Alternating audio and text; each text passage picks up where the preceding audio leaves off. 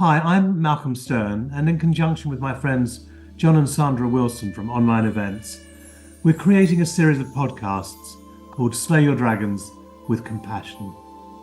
My book of the same name was conceived and inspired by the suicide of my daughter Melissa and the journey that took me on and the internal resources that I found.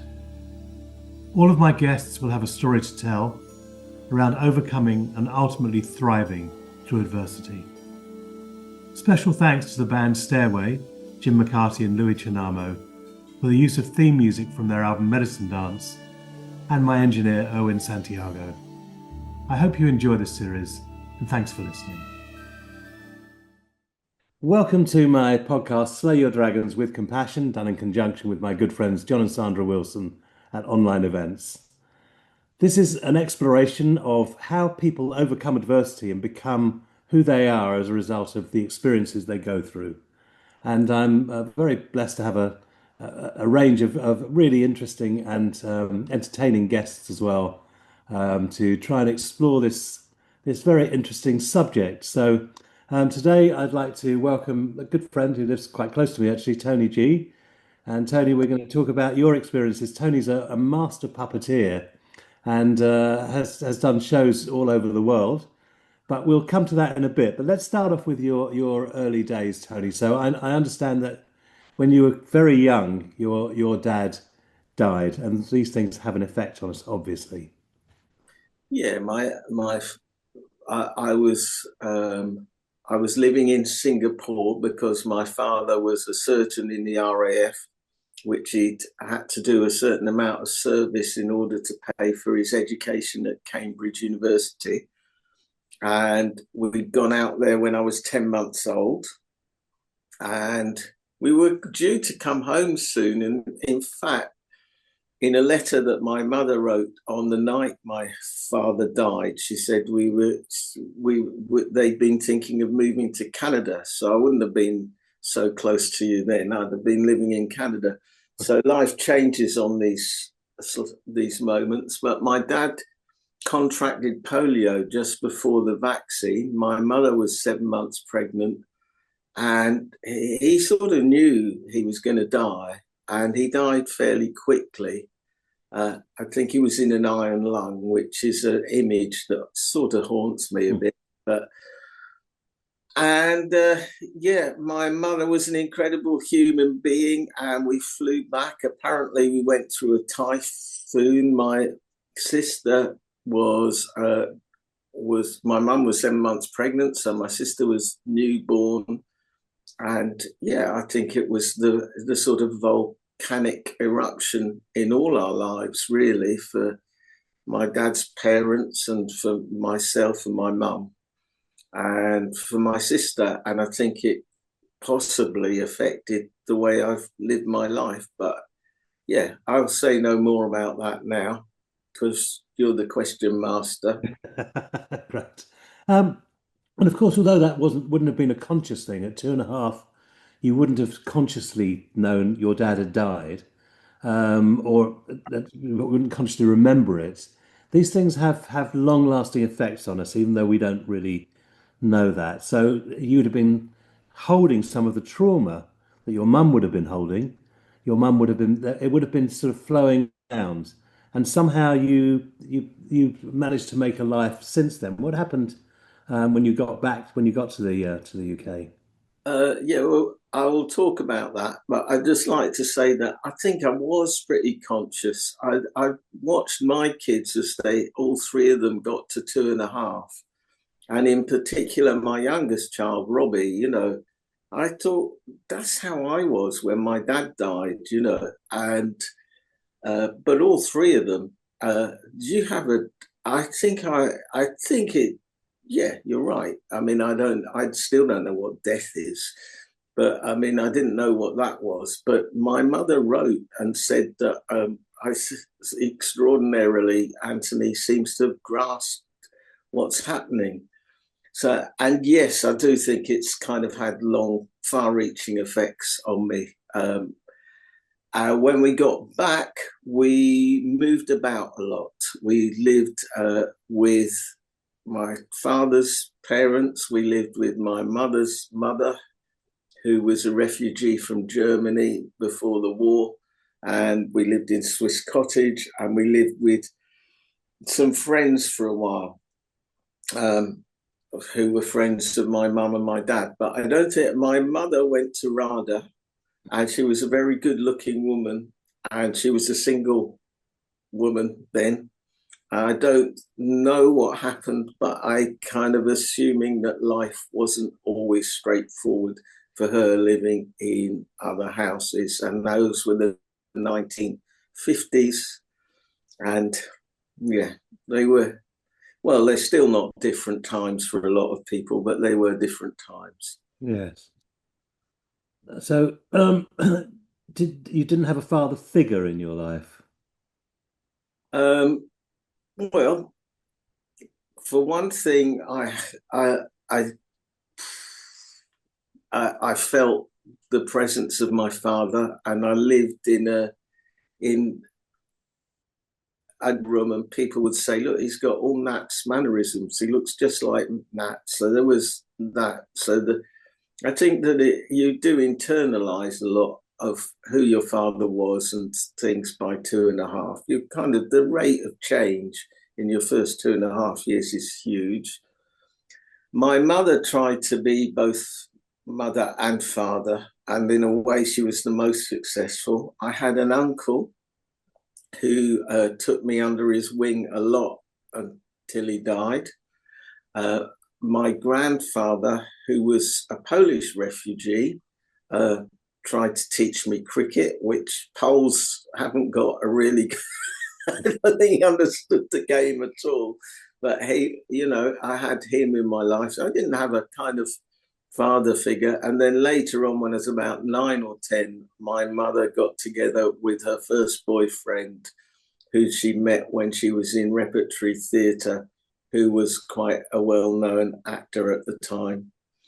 So no, I didn't have a conventional father figure, but yeah, I haven't. I've got pictures of a father who was barely 30 years old. Yes. That's interesting because even though I've known you a long time, and our sons are our best friends, which is quite interesting as well. I hear the fabulous amount of creativity that's gone into your background as well, and sort of accomplishment, and you have been a sort of a creative pioneer, pretty much with your puppetry work, and I know that you're widely respected, and I just wonder if you could tell us a little bit about what drew you into the work that you took up. Yeah, that's a question. What drew me in, I can clearly remember. So when I was about 14 or 15, a family moved upstairs from us. By then, we'd moved to West End Lane in northwest London, and in a block of flats. And the people who moved in upstairs were a family who I've remained friends with. And the mother was very radical. And I started reading A.S. Neil, John Holt, and all sorts of books about education. I got the Little Red School book, and and I remember sitting in a classroom in my sixth form and thinking, this isn't the way school should be. I want to change the education system. That's what I'm going to do. And at the same time, in that train of thought, I don't know which lesson it was, but I wasn't listening. I thought, well, what's the object of this? Because I'm given to thoughts like this. This is not to do with my father. I just wrote it might be genetically, but just musings like this. I thought, well, the object of life is to die happy. And I thought, well, how do I do that? And I thought, I want to experience as much as I can.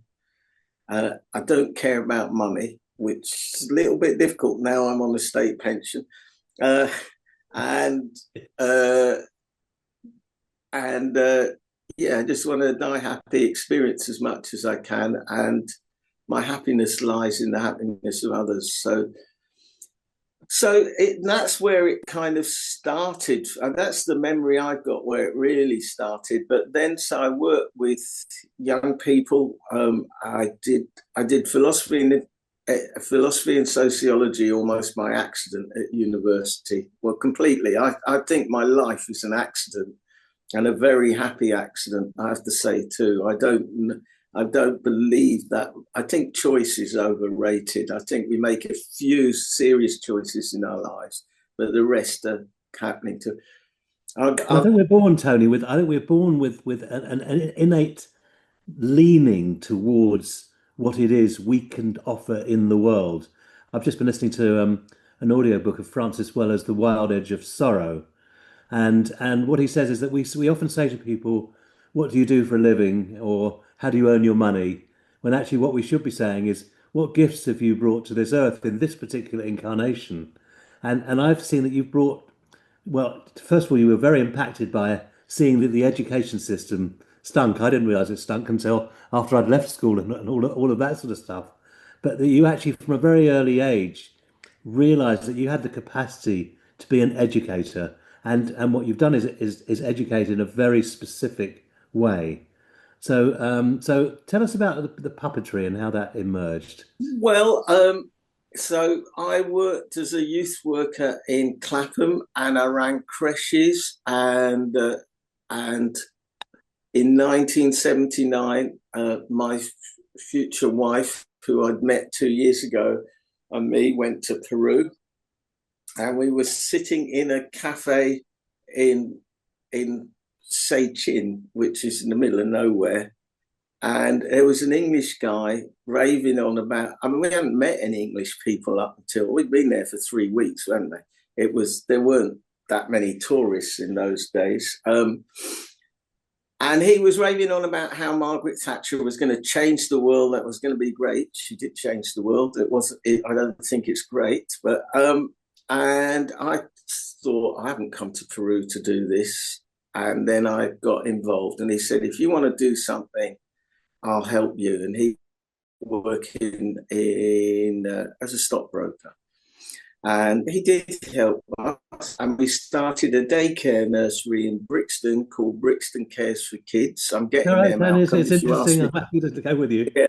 So, Where we opened a nursery called Brixton Cares for Kids, and the reason it opened was that there were riots in Brixton, and Brixton Council didn't have anything else ready to go, so they just said, "Tony, write what you need on the back of an envelope. We're going to give you 3 years' money." But we were young, white, and we weren't really part of Railton Road at that point. It was a very political hotbed, and we were in deep water, and we were idealistic, and we knew what we wanted to do educationally. Long and the short of it is the nursery had to shut down. There was all sorts of tensions around it. It became a focal point for it. Even had questions asked about it in the Houses of Parliament. It was nasty. We got death threats. And there was a Chilean guy working there. And I'd said to Claire, if this ever affects our relationship, I'm getting out first. And I did.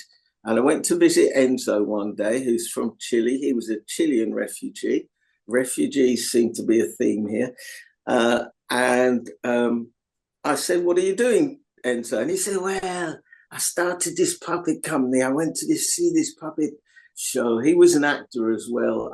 And he said, I got 3 gigs, but I haven't properly translated the script yet, and I don't know what to do about the admin. I said, "I'll help you with admin." He said, "That will be great, Tony. You turn up at this hall tomorrow, and I tell you what to do."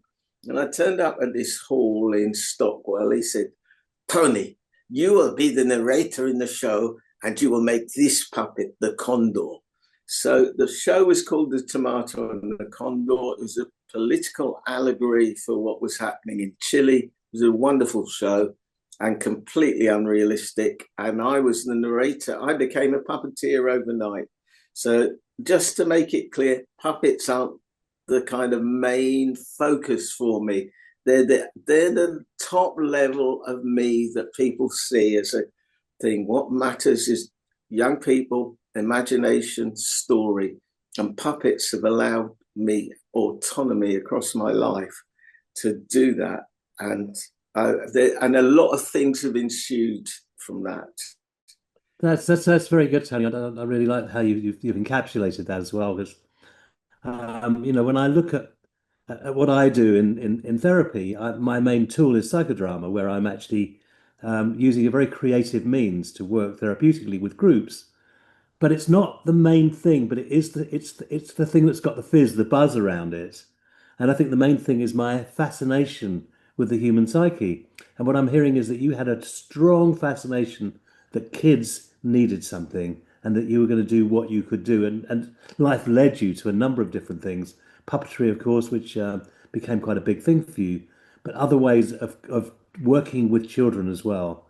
And perhaps you could sort of tell us some of the other ways in which you've been an educator. Well, first of all, I have to say that puppetry has kind of like it won't let me go. I mean, like, I kind of arrived. So what happened to me? I will talk about puppetry. I will answer your question. But what happened to me with puppetry was that one day I had the idea, due to my eldest son writing an essay on what people did in Totnes, that there were a lot of puppeteers in town, and if I got them all together, we could set a world record for the biggest puppet show on earth. And so I rang up the guy who then ran Dartington Arts and said, I want to do the biggest puppet show on earth and set a Guinness World Record. And he said, yeah, let's go for it, Tony. It was called Guests of... No idea what was going to happen, because William Wordsworth randomly opened a poem by William Wordsworth with those words, and I like them. We are the guests of chance. We are the guests of chance. So that day opened my eyes to something else, because I saw 200 people make something amazing, and I suddenly became aware about started becoming aware of the form that I was using, which was puppetry, but what it was workshop. So shortly after that, I'm still making the huge puppet shows. I've only just retired from that. I have set a world record twice.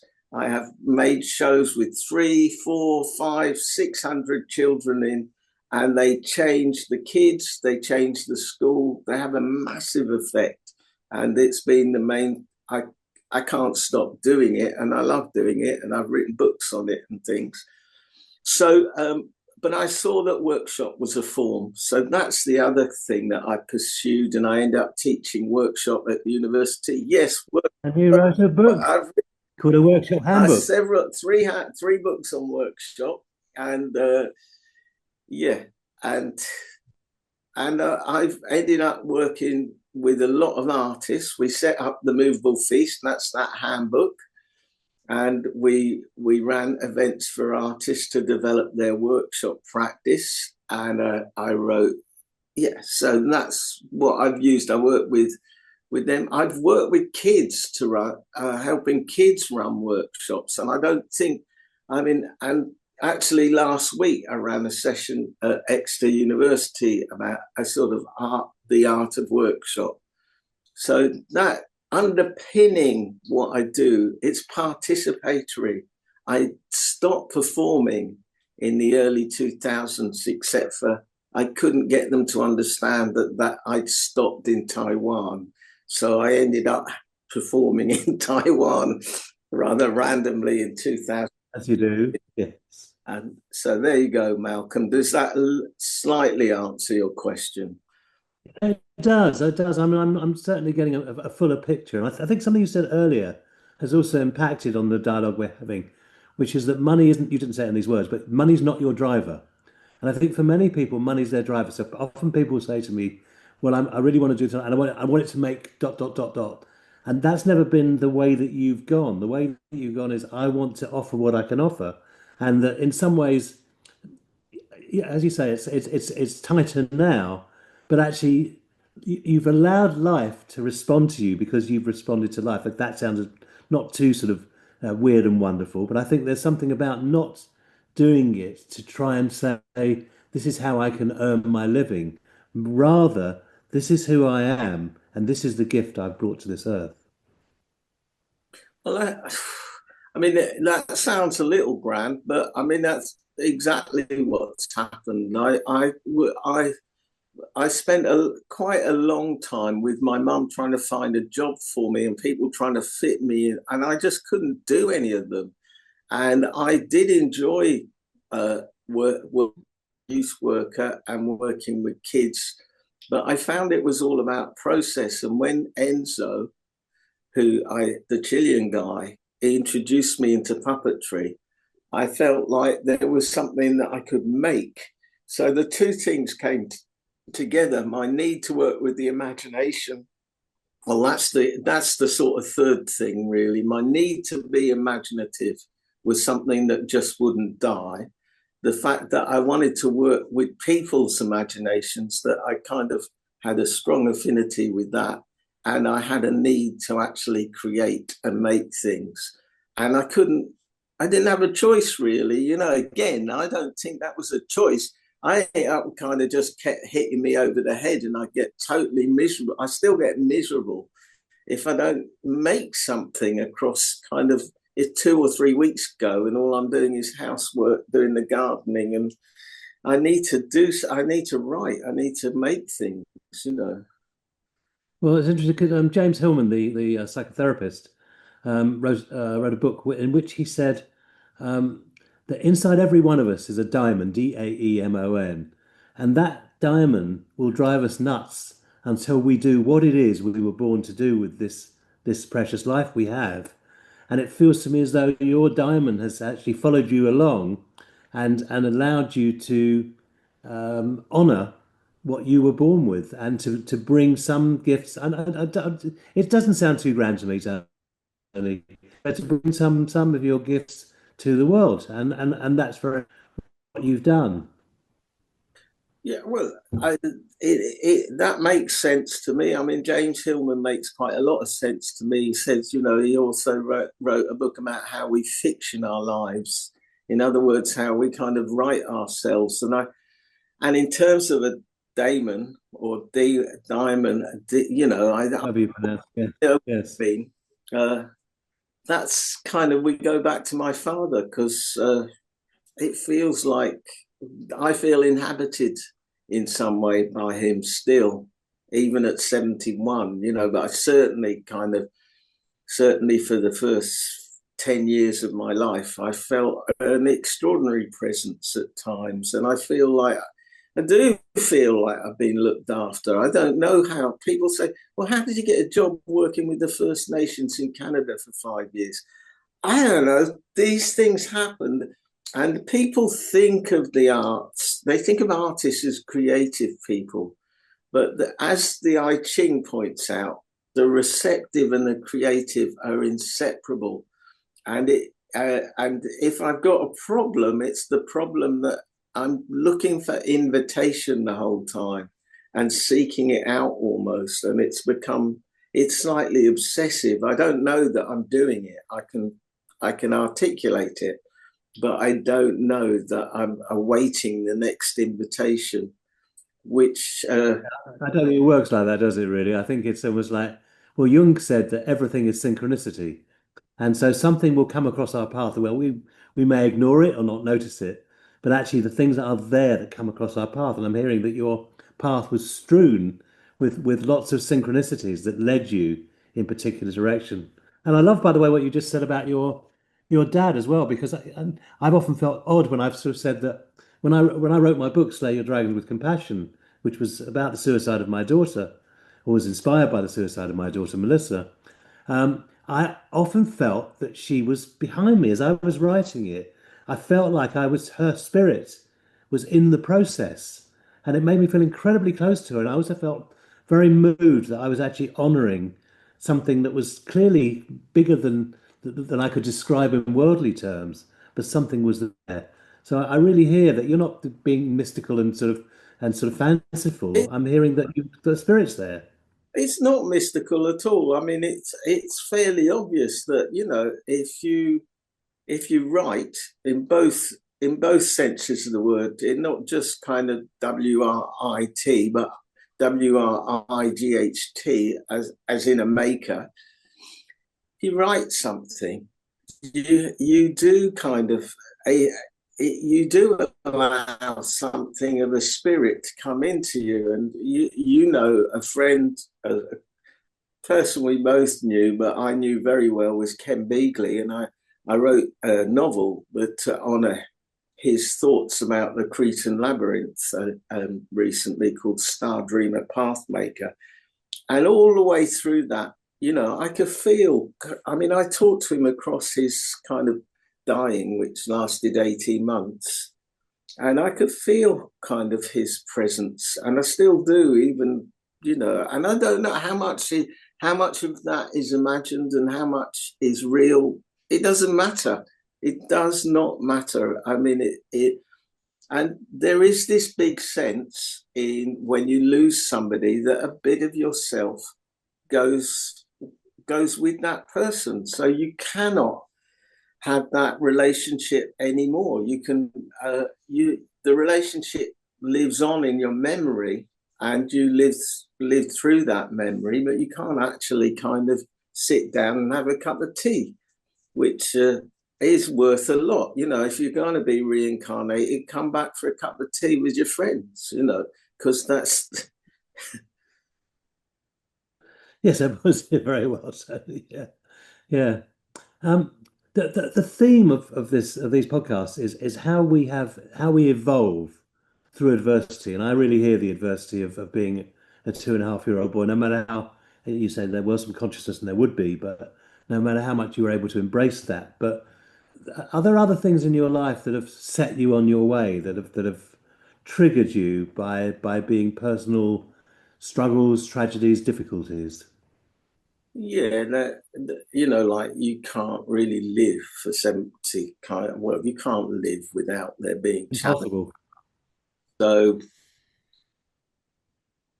well, I think one kind of unconscious challenge is that I am the son of a woman who got out of Germany when she was 4, and that's true of all my cousins as well, that they had parents who did that. So there's the intergenerational sort of trauma that we're not aware of. I don't know I don't know that much about it, but I think that is a challenge, because as you know, being Jewish, I don't know if this is true, but my lot just did not talk about the past a lot. It was move on. My mum's motto was, we've just got to cope with this. And she had incredible things to go through. And then she got back with her first boyfriend, as I said, who was quite a famous actor. And he was an alcoholic. And he had a very traumatic childhood, and there are reasons, but he was also a sick bastard, like it was nasty. There was abuse, and it's something that as well has kind of, I think it's a sort of between the ages of, I mean, it went on right up to my mum's death, that there was abuse there. And my mum also left my stepfather several times across his life, but somehow they always, like, I don't know. And so that was a challenge. And I don't think neither me nor my stepfather were comfortable with each other. I think I'm a memory of my father to all those who remember him.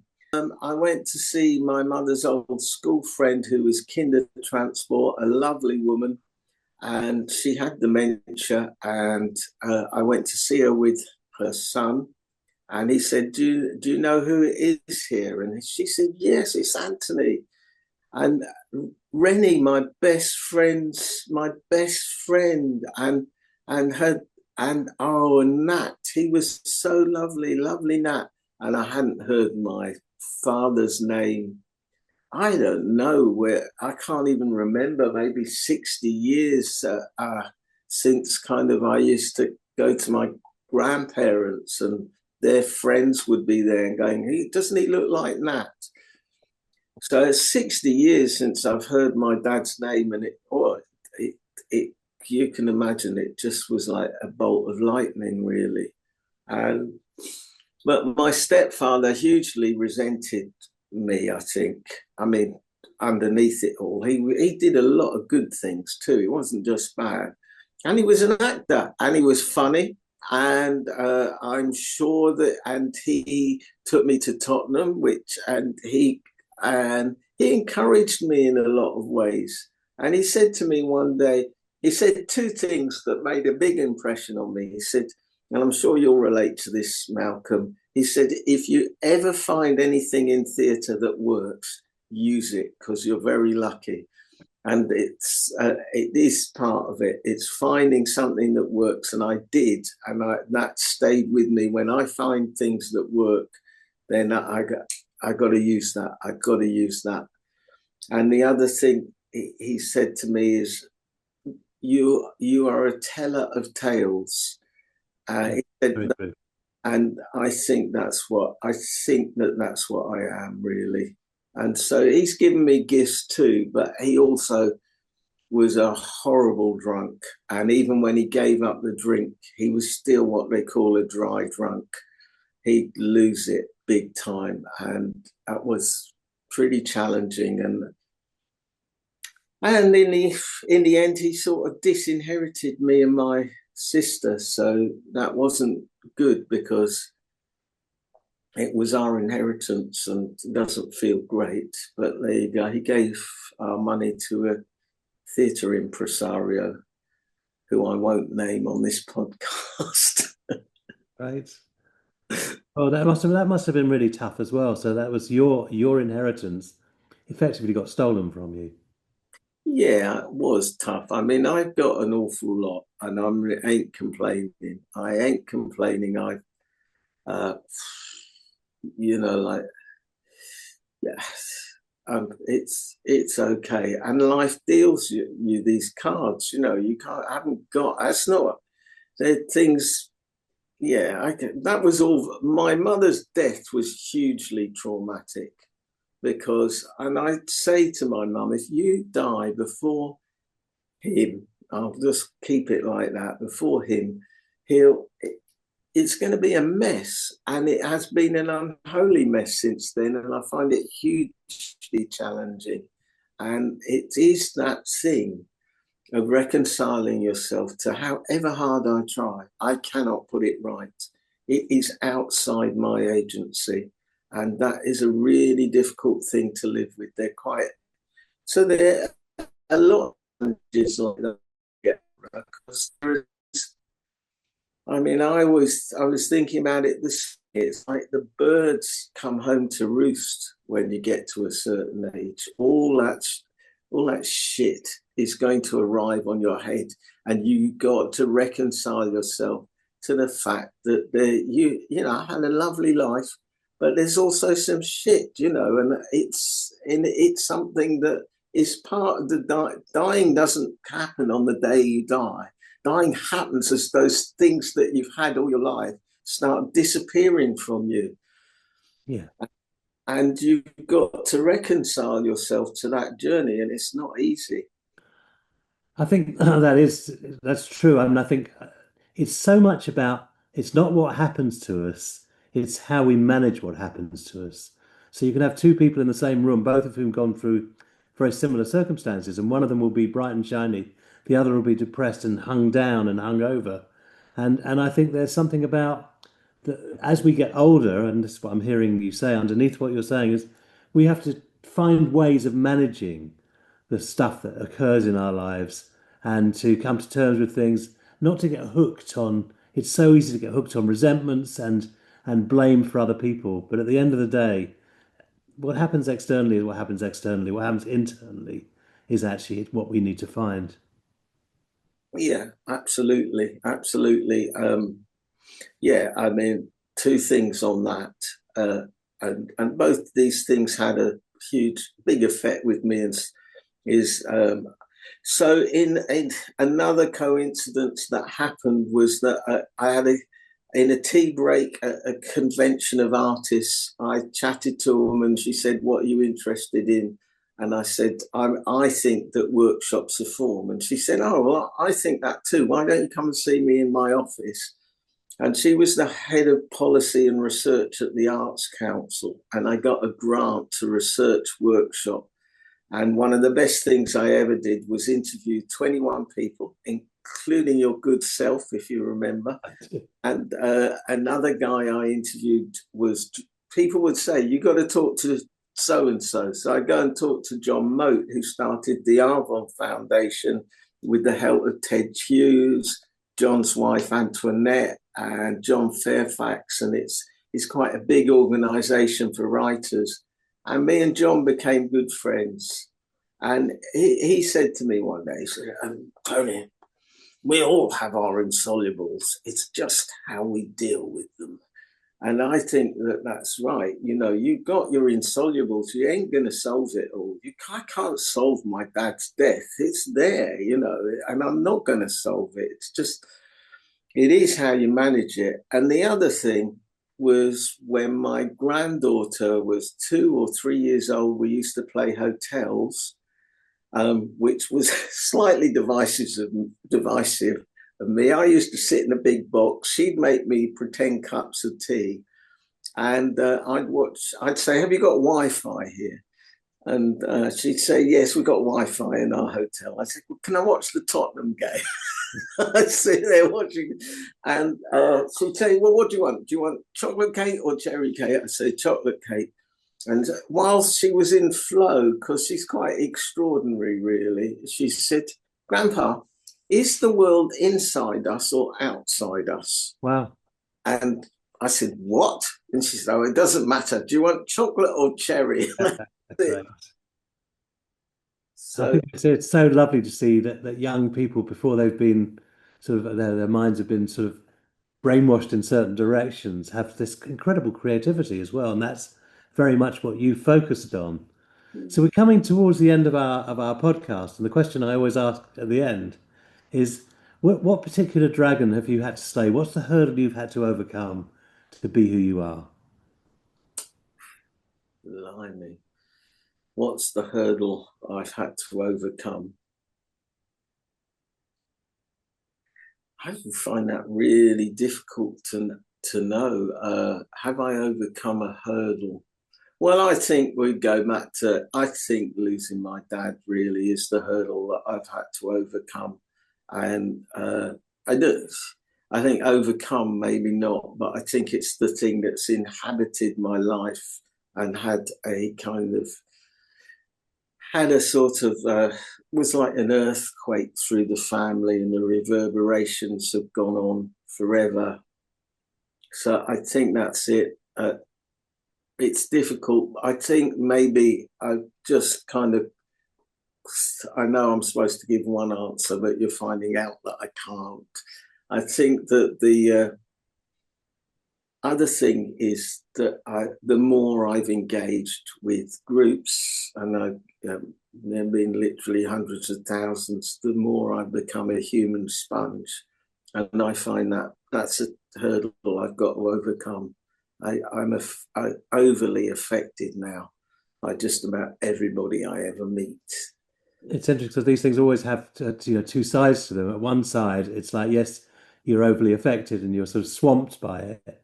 But another side, you've developed a deep empathy as a result of doing all of that. And so that's part of the cost of it as well. But it's not neither negative nor positive. It carries both facets within it. It's just things are there. Things are as they are, and we patch them as we can. We do. And that's a great way to end, Tony. Thank you so much for dialoguing with me here. And I've learned loads more about you than I knew beforehand as well. So that's great. Thank you. Thank Cheers. you. Thank you.